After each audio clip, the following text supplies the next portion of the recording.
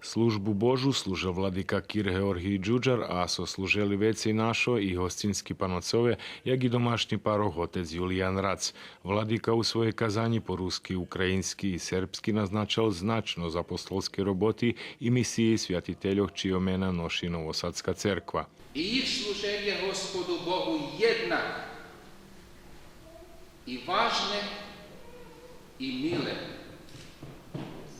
I keď by sme mali našľidovať tých apostolov, a máme, vždycky treba, že by sme našľidovali víru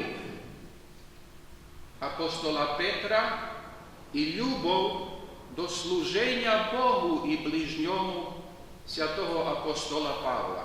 Domášny paroch nemoh skryť zadovoľstvo so číslom viernych, ktorí prišli presláviť Skirbaj. Zadovoľný som, pretože všemi žážda, že by bola plná cerkva.